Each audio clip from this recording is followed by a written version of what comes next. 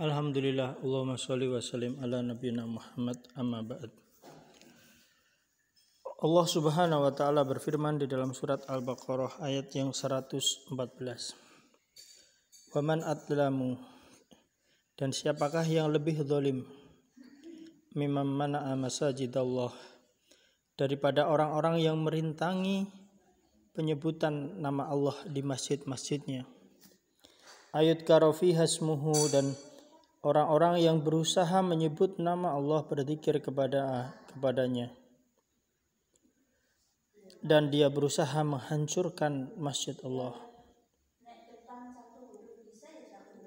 Mereka tidak layak untuk memasukinya kecuali dengan rasa takut. Bagi mereka kehinaan dalam kehidupan dunia, dan bagi mereka siksaan yang pedih dalam kehidupan akhirat.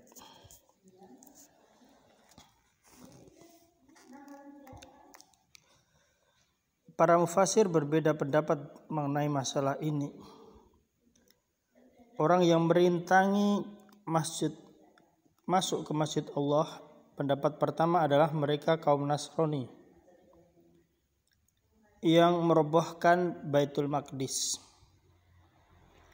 Pendapat kedua yaitu kaum musyrik yang bermaksud merintangi Rasulullah Muhammad SAW dan para sahabatnya untuk memasuki kota Makkah pada peristiwa Hudaybiyah, sehingga beliau terhalang untuk masuk ke kota Makkah dan berhenti di Tua dan berdamai dengan mereka serta menyembelih korban di sana. Rasulullah Muhammad SAW menyampaikan tidak ada seorang pun yang boleh menghalangi orang untuk masuk ke rumah Allah.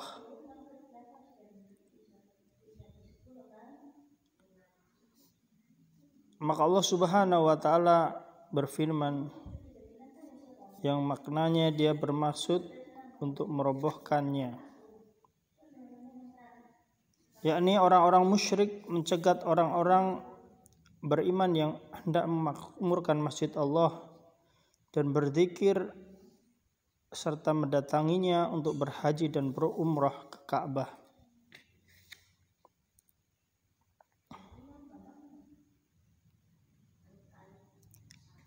Ada pendapat yang mengatakan bahwasanya kaum Romawi berusaha untuk merobohkan Baitul Maqdis.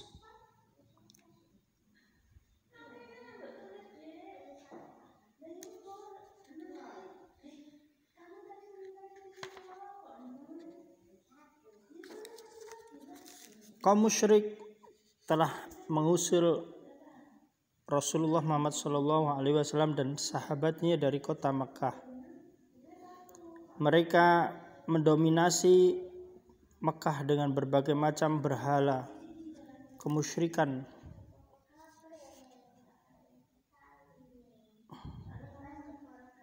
Mereka itulah orang-orang musyrik yang mengusir Rasulullah SAW dan menghalang-halangi melakukan sholat di Masjidil Haram.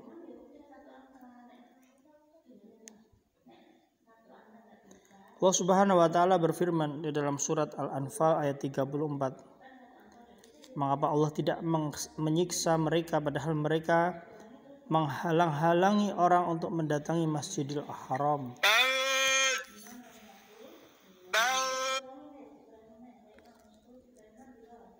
Mereka orang-orang musyrik menghalangi orang-orang yang beriman untuk masuk ke Masjidil Haram untuk beribadah di sana.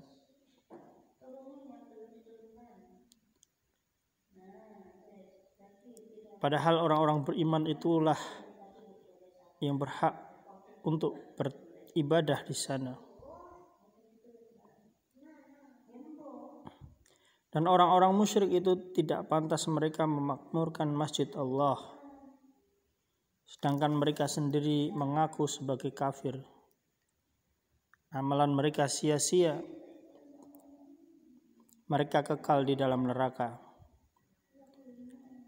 Karena hanyalah yang memakmurkan masjid Allah itu orang-orang yang beriman kepada Allah dan hari kemudian, serta mendirikan sholat, menunaikan zakat, dan takut hanya kepada Allah, sebagaimana di dalam surat At-Taubah ayat 17 sampai dengan 18.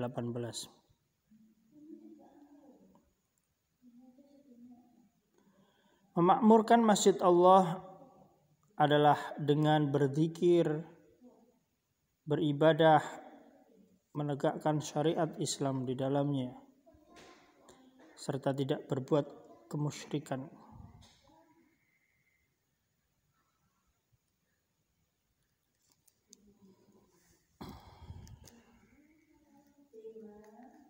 Rasulullah Shallallahu Alaihi Wasallam menaklukkan kota Makkah, Fatu Makkah. Beliau menyuruh pada tahun berikutnya, yaitu tahun ke-9 Hijriah. Beliau menyeru di padang Mina, ketahuilah bahwasanya setelah tahun ini jangan ada orang musyrik yang berhaji dan bertawaf dengan telanjang. Maka ini pembenaran pengamalan firman Allah bahwasanya kaum musyrik itu najis. Mereka tidak boleh mendekati Masjidil Haram.